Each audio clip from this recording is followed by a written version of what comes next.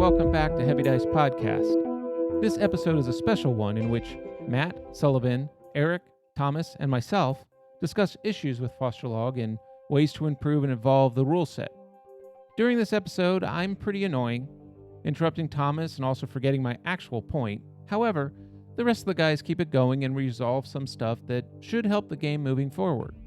So, if you're not interested in hearing us develop Faustrolog, then I suggest you skip this episode and move on to episode 11B, which is our typical actual play of Faustrolog. Otherwise, sit back and enjoy the process of game design. Thomas, the floor is yours. Let's talk briefly about mechanics, because I know Mark has a question. And before we get there, do we need to make the set attributes harder to deal with? So what we've been doing is a long rest lets you unset one attribute, but we could make it even harder so that once you take attribute damage, it takes a lot longer to recover. In D&D, of course, it would take. I mean, you would probably have to go get a lesser restoration or something. It would take potentially a very long time. I kind of don't want to interrupt the action that much for doing that, but if you guys want to suffer more, that would be certainly one way that we could do it. Another thing is death rules. We need to talk about death rules. Yeah. I think recovering one a day is fine, because then you're like, it's not too bad if I set one now to, make my spell better or survive this attack. But then if you have 3 set and you're going back to combat tomorrow, it's going to be really annoying. Right. But the thing is that there's no limit on me casting the heal spell.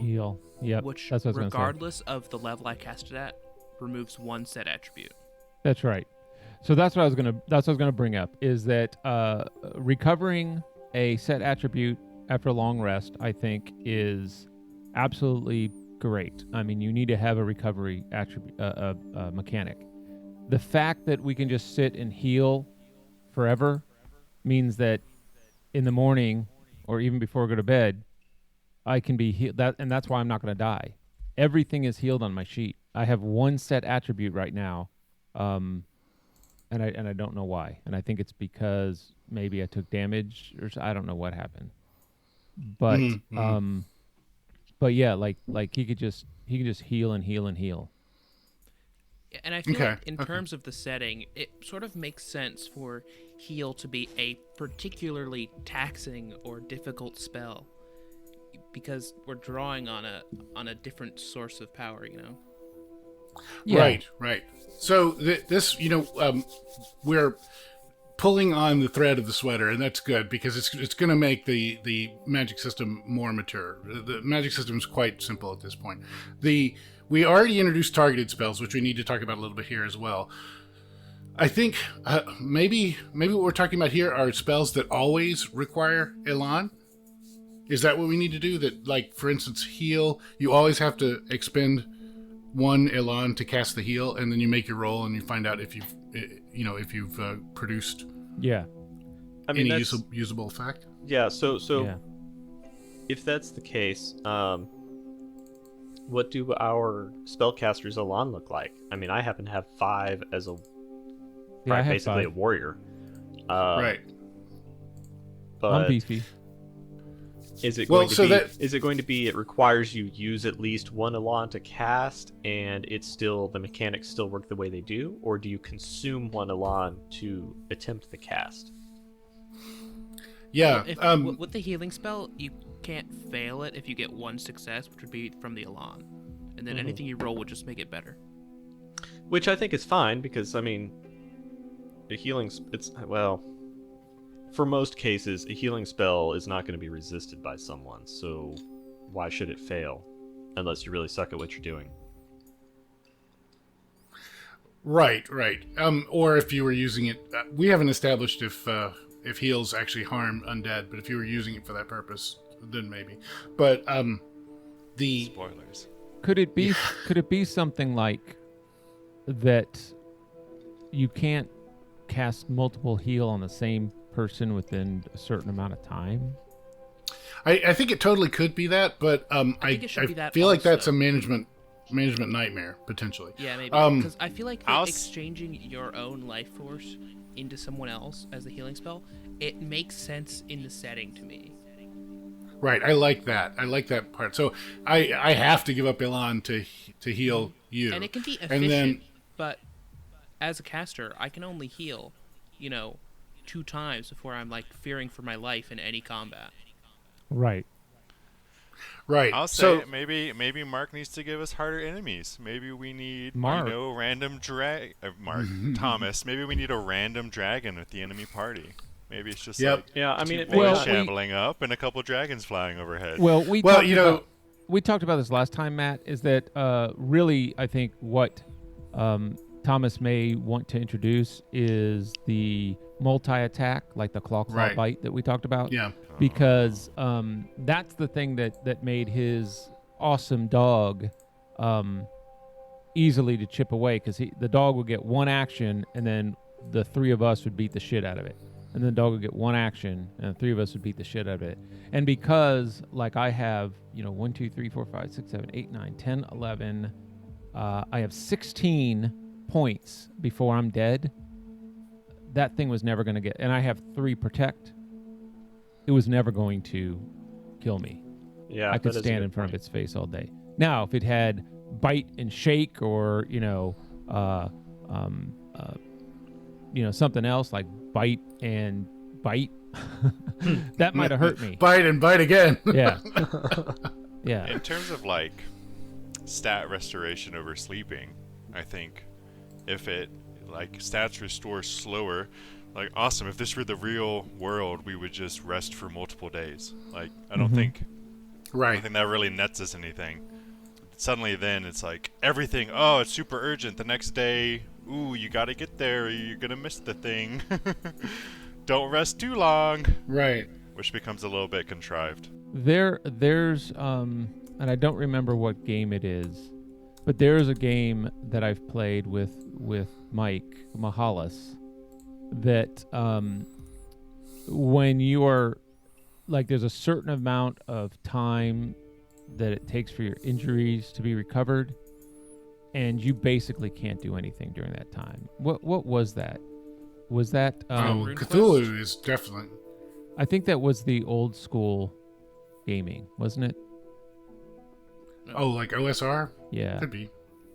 The most of the Call of Cthulhu original versions are like that. You very quickly go to the hospital unless you just go straight to hell. Yeah. Well, you go insane first usually. Yeah.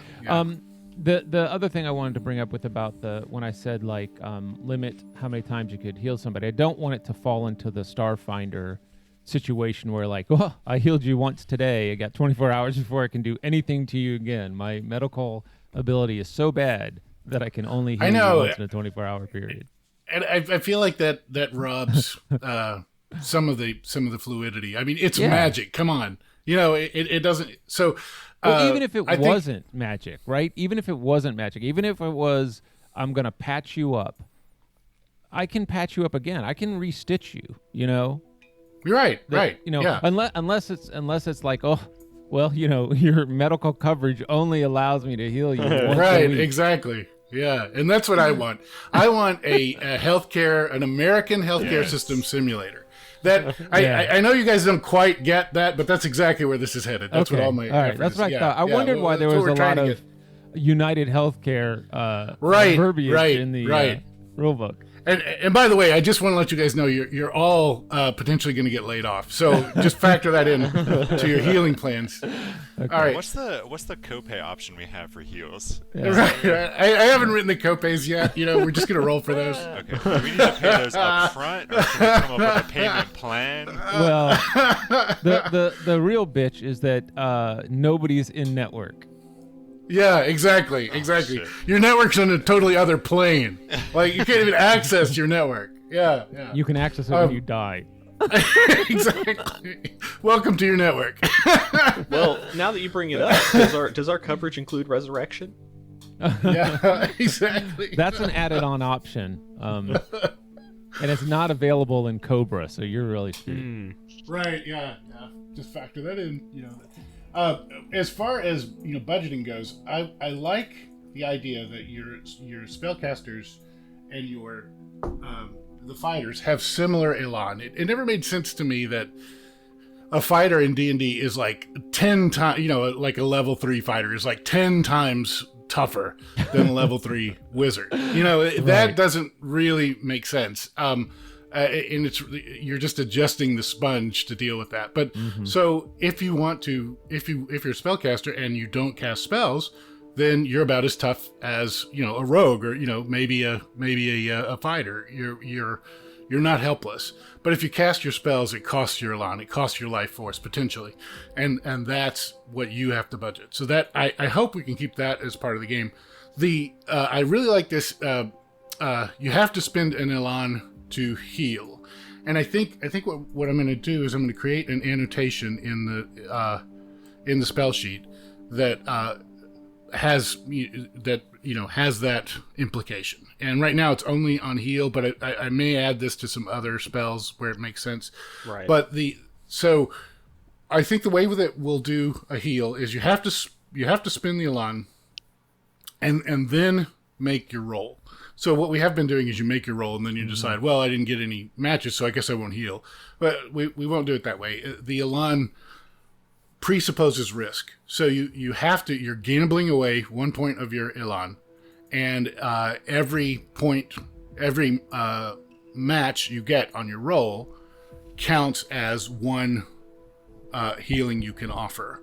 Now, I think that jumps right into the thing that I wanted to bring up. Well, yeah. So let's go to that. Okay, so last time you brought up the fact that some spells, and in this party at least, 99% of the spells, I don't know what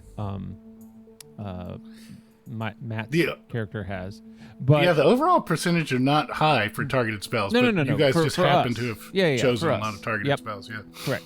Well, we didn't choose targeted spells because there were no targeted rolled spells them. at the time. Yeah. Well, there's no targeted spells at the time that we chose our spells. They had targets. They just didn't have this little T behind them. Whatever. They didn't have the mechanic that has made Griffith no longer a spellcaster. But right. So the issue is that I have is that targeting you roll to see if you an alacrity, or if you have target, then you can is it verve? Something goes into it. It's alacrity. Alacrity is for your target. I know, but if you have target, you can substitute intellect maybe or something. So here's the way it works. So every spell involves Ken, and to cast this, well, I'll just summarize it for the listeners because they may not. Every spell involves Ken, and if you don't have Ken, it means you need an intellect success to have any oomph behind your spell to change the magic around you. If you have the Ken skill, then Verve contributes to your intellect successes, so you can count Verve matches as intellect matches. The new change that's more recent, and Matt, I want to go over this again because I don't even think Matt has heard this, is that if your spell is targeted, which means it's got a T on here, you need to read the description, and the description it will either say that you have to get a target success, or you need a target success for an unwilling target. Right. But if you have the skill target, then it makes it a lot easier to get that, because you don't necessarily need an alacrity success. You can use your intellect to power your target skill. All right, that's what I didn't But get. if you have Ken and target, your Verve powers your intellect, and your intellect powers your alacrity. Exactly. So you've got a synergy. But that doesn't work with target, right? So if I cast a spell and my only success is in Verve, I can, since I have the Ken skill and the target skill, I can cast a targeted spell with that. It won't be very powerful. Yes. But I can successfully hit a target. Okay. You can connect with that spell. So Okay, this is the synergy. This is the synergy in the skills, and it's something that we haven't explored a lot. But these skills are designed to synergize like that. So if you have the observe skill, that's going to improve your intellect. And then if you also had the ken skill, even without your ken skill, if you were casting a spell, your alacrity could contribute to your intellect successes if you had observe. This is true for any of these. You could potentially use intellect to add to your Thu skills for an aid attempt. Okay, so that is something that definitely needs to be cleared up in the manual, because I did not realize that if I had target and ken, then that means that I could use verb for target. That is insane, but okay. Right. It doesn't mean that you could use verb to target an arrow, but it means that if you are in the realm of a targeted spell, then that's a fairly niche market there, and both those skills apply to it. Okay, that needs to be clarified, because I didn't understand that. That's really like converting those into that. Okay, that's cool. Right. But my point of all of this has nothing to do with any of that. Right. It has to do with the fact that what we have done, and you mentioned this with the heal now, is that we roll, we roll, and then we decide what we want to do. Except in the case of target. In the case of target, you go, I use my for instance, me, I don't have the target skill, so I don't get an alacrity. So I can't target someone.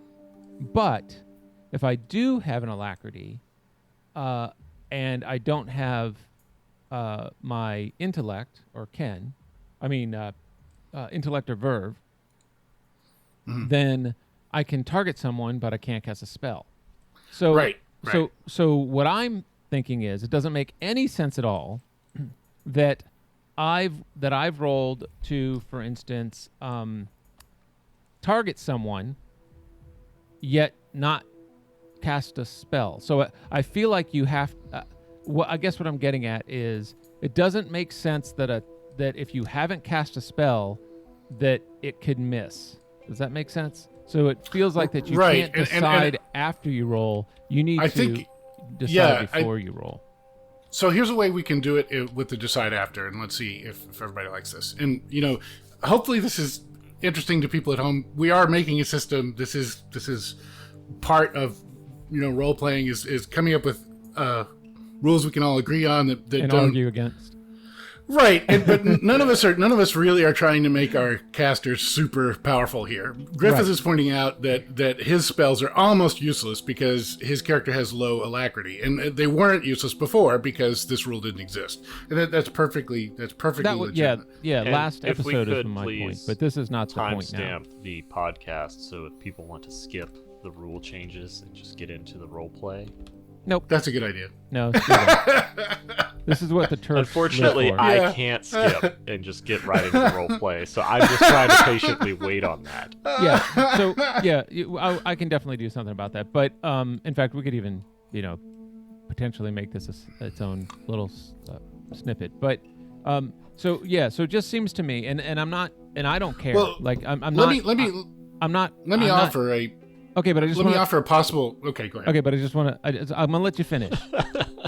I'm gonna let you finish. But I just want to say that in this realm, I am not arguing against it. I think I am not upset at all about the way the change has gone. I just think that it doesn't make any sense that I think that you have to choose that you're going to. I'm going to attack this woman. I'm going to hit her with a fireball. That's a target. I roll. Oh, I didn't get any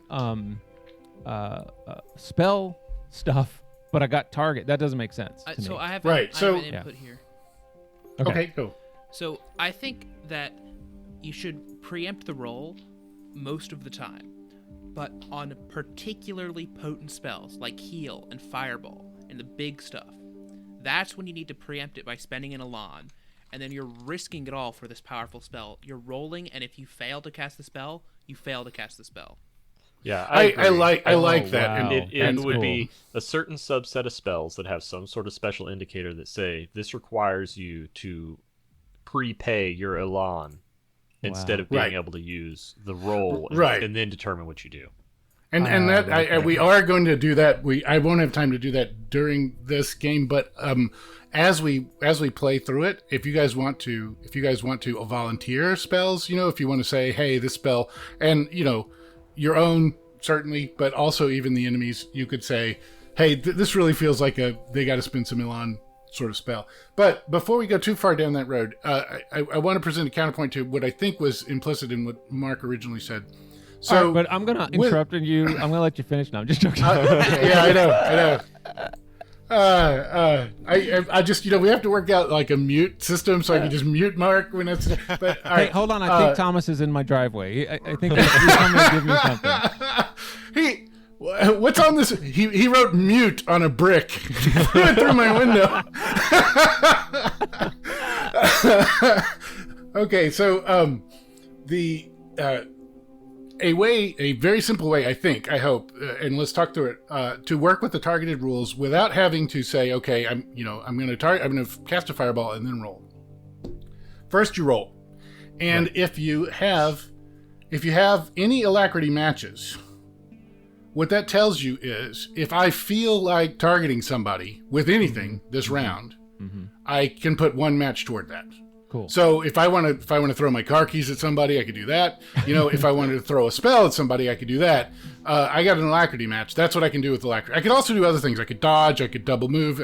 There's all sorts of fun stuff I could do with alacrity. But I could definitely target somebody with alacrity. Now, if I have the target skill, then that applies for either an alacrity or an intellect match. So if I see either of those, I know I can hit somebody with something this round. Good chance. Maybe that person's using a ward and he's using more wards than you're using target, or even an equal number of wards than you're to your target matches, and so he dodges. But in general, you can hit something. Unless that thing is actively avoiding being hit. So looking at your roll, if you've got one of those matches, you can hit something. If you've got an intellect match, you know that you could hit something with magic. If you've got the kin skill, then whether or not you have an intellect match, you can also use your verve match to amp up your spell. So this is the kin is the power of the spell. You can power the spell if you have any matches in there. Right. And if you got a target. If you got, let's say, an alacrity result and nothing else, then you might feel like, oh, okay, well, I've got this cool lightning bolt or whatever I can throw, but it's not going to do anything because I can't power it. But recall that you can use your free effort as power, and you can spend Elan for power. So you are not at all helpless. If you can connect with the target, you can do damage. Okay. If it's a damaging spell. Which they all will be. Right. And the spending your Elan on the attack is often valuable. It's worth reading the spell description. I'm trying to moderate the damage, but most of these damage spells do damage like a longsword. They hurt badly. Some of them do damage like a pole axe. They're horrible damaging spells. So it is probably worth spending your Elan to hurt your foe, but it's entirely up to you in those cases. Now, all of that said, I think hopefully that reduces a little bit of the temperature that's on Griffith. But Griffith has, I think, just one aspect of alacrity. Is that right? Well, I think you've just got 1 point in alacrity. I have two. Oh, you have two. All right. I only have one. So, but I'm gonna upgrade it next time I level up. Yeah, but you've got target. Vok has the target skill, so Vok gets to use his intellect to amp up his alacrity whenever he feels like it. So Vok is sitting pretty. This means, intellect also dovetails into things like your observe, your ability to notice things, etc. Vok is just very good at picking targets out of seeing while he's hiding available like targets. a wuss. So Griffith, without the target skill, is going to have a 1 in 3 chance of being able to target a spell when with any roll he makes. That might be okay, but it's kind of a pain in the ass when all your spells are targeted spells, and they haven't been for all this whole build up. Yeah. So one thing I suggested last time is, and it's perfectly fine if we do this or don't do this, is that you can modify. You could switch out one of your targeted spells for a non-targeted spell, anyone that you want that's on the list. So I think that might be a way around it, so that you don't feel like you are totally powerless in a situation where you really want to bring magic to bear, but you didn't get any alacrity matches. But then again, if you're Harry Potter or whatever, if you're casting a spell at somebody, a 1 in 3 chance of being able to actually connect with them, that's not unreasonable. If you see the movie fights where wizards are slinging spells around, usually a lot of them do go wild or don't connect. So 1 in 3 I think is okay, especially for somebody who's not completely modeled after a caster. You're a skald, so you're sort of a spell sword sort of fellow. But it's totally fine with me if you want to change out one of your spells. It's also okay if we want to explore, what do you need to do to get the target skill? We could look into that. But I think in our narrative right now, there's a bunch of magical stuff happening just to Griffith, and this could totally explain why he would lose knowledge of a spell and pick another one up. So that's why I offered that. Yep. Well, and I'm happy with it all. It was more to the point that we sort of introduced that, right? And I wasn't listening very well.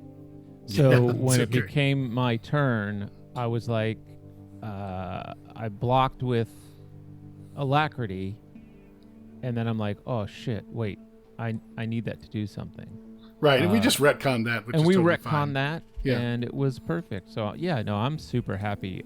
My thing was just, it seemed weird to me that we get to decide whether or not we cast a spell. I don't remember my whole point at this point. I know it was very confusing to me to go, well, wait, if I say that I'm going to cast a spell, I'm going to try to hit somebody, and then I get to roll, and then I go, oh, I didn't target, I missed the target, and I didn't get any, thing to cast a spell. It doesn't make any sense. It feels like you should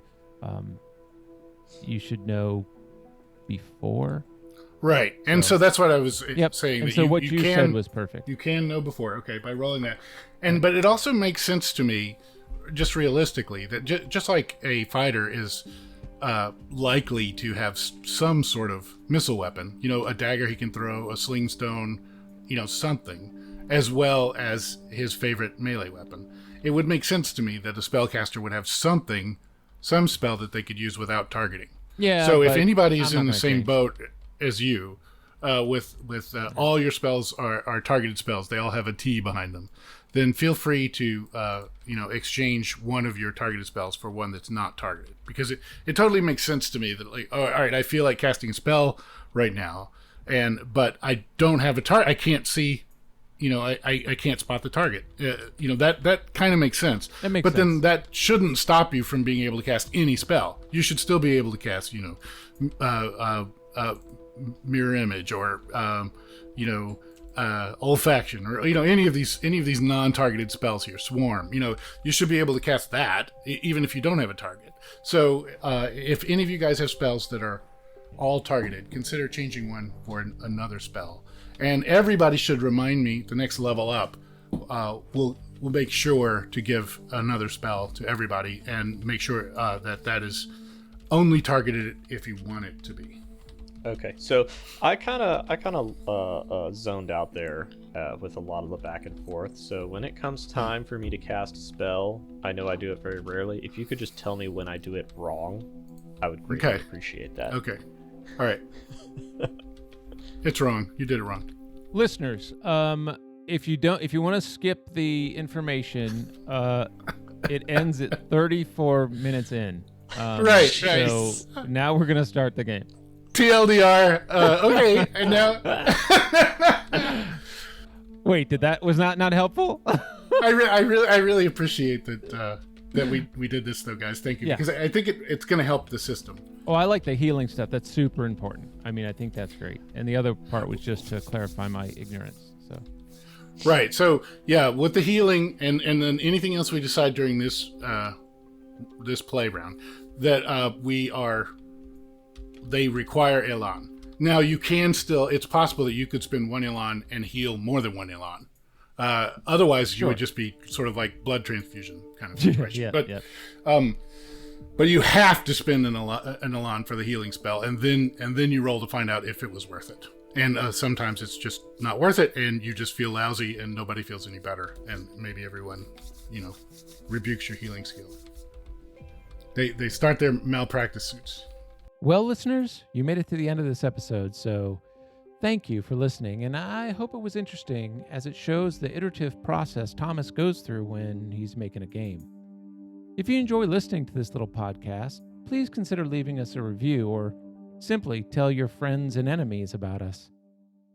So now go and enjoy episode 11B.